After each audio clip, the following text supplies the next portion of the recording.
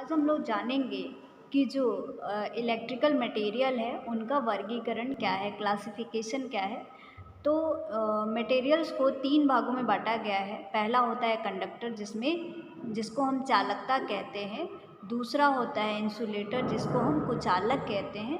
और तीसरा होता है हमारा सेमीकंडक्टर जिसको हम अर्धचालक कहते हैं। तो इसमें बात करेंगे हम लोग कंडक्टर के बारे में। तो कंडक्टर का मतलब ये होता है कि जो धातु, चाहे तांबा हो, कॉपर हो, सोना हो, चांदी हो, इसमें होता है क्या है कि इसमें रेजिस्टेंस की जो अवरोध होते हैं वो कम होता है और कंडक्शन आसानी से हो जाता है। इसलिए आपने देखा होगा कि जो भी घर में आप तार यूज़ करते हैं उसमें ज़्यादातर कॉपर का ही यूज़ करते हैं, क्योंकि जो कॉपर मटेरियल है वो उसकी रजिस्टिविटी क्या होती है, लो होती है। इसलिए उसका कंडक्शन जो है आसानी से होता है, उसमें करंट जो है सुगमता से फ्लो होती है। तो आइए देखते हैं कि कंडक्टर होता क्या है और इसमें कौन कौन से पदार्थ शामिल होते हैं। करंट फ्लो हो रहा हो, जिस पदार्थ में, जिस मटेरियल में करंट फ्लो हो सकती है बगैर किसी अवरोध के, बगैर किसी रुकावट को, उसको हम कंडक्टर कहते हैं। तो जिन पदार्थों में विद्युत धारा सुगमता से यानी आसानी से प्रवाहित हो जाती है वे चालक कहलाते हैं, जैसे चांदी, तांबा, एल्युमिनियम आदि।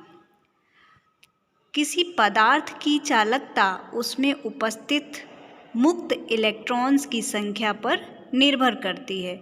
जिस पदार्थ में जितनी अधिक संख्या में मुक्त इलेक्ट्रॉन्स विद्यमान होते हैं वह पदार्थ उतना ही अच्छा चालक होता है। चालक पदार्थों के परमाणुओं की अंतिम कक्षा में केवल 1, 2 या 3 इलेक्ट्रॉन्स या फिर 5, 6 या 7 इलेक्ट्रॉन्स होते हैं, अर्थात अंतिम कक्षा अपूर्ण होती है। तो ये है energy band diagram for conductor के लिए। तो ये यहाँ पे अगर आपका कंडक्शन बैंड है तो कंडक्शन बैंड बैलेंस बैंड को ओवरलैप करता हुआ है और बैलेंस बैंड कंडक्शन बैंड के पास ओवरलैप। इसका मतलब इलेक्ट्रॉन्स की बहुलता के कारण, इसमें इलेक्ट्रॉन्स की अधिकता के कारण क्या होता है कि जो चालन बैंड होता है और संयोजी बैंड यानी कि बैलेंस बैंड होता है वो परस्पर ओवरलैप करते हैं, किसके, इलेक्ट्रॉन्स की अधिकता के कारण। और जो कंडक्शन बैंड होता है वो उच्चतम ऊर्जा बैंड कहलाता है।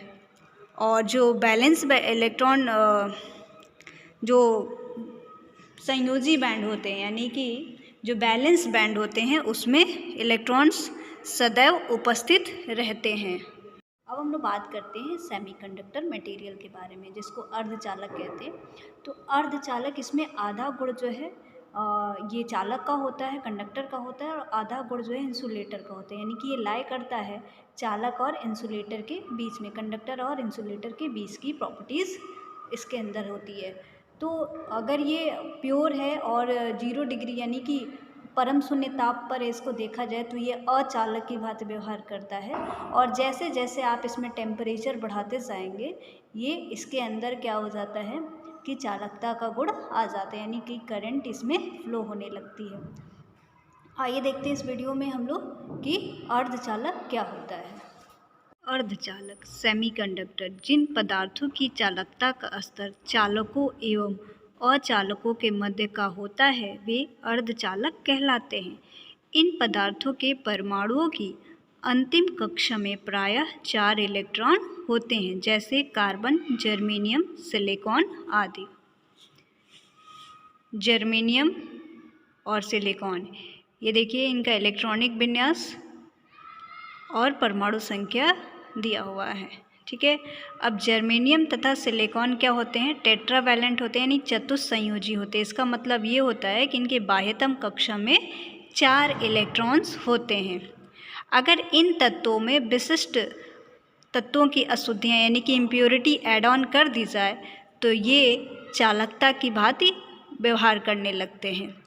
अगर परम शून्य ताप पे बात करें तो ये अर्धचालक जो है अचालक के समान व्यवहार करने लगते हैं, ठीक है। परम ताप शून्य का मतलब 0 डिग्री केल्विन या -273 डिग्री सेंटीग्रेड। तो ये है इसका conduction energy band diagram semiconductor का। तो आपने देखा यहाँ पे लिखा हुआ है खाली और यहाँ पे लिखा हुआ है भरा हुआ।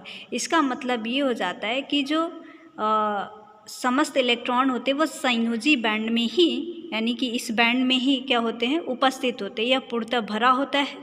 जैसे जैसे तापमान में वृद्धि की जाती है, संयोजी बैंड के इलेक्ट्रॉन्स इस ऊर्जा को ग्रहण करते हैं और बैंड अंतराल को पार करके चालन बैंड में, यानी इसमें चले जाते हैं। कैसे? जब इसका टेम्परेचर आप बढ़ाते हैं तब, जिससे विद्युत धारा का प्रवाह जो है प्रारंभ होता है। सब इसी में सारे इलेक्ट्रॉन्स उपस्थित होते हैं और ये भरा हुआ होता है, और इसी जो कंडक्शन बैंड है वो खाली रहता है। लेकिन जैसे जैसे आप इसमें टेम्परेचर, यानी इस गैप को पूरा करेंगे, टेम्परेचर बढ़ाते जाएंगे, तो ये क्या करते हैं, इसके इलेक्ट्रॉन जो है कंडक्शन बैंड में चले जाते हैं, उस बैंड को अंतराल को पार करके।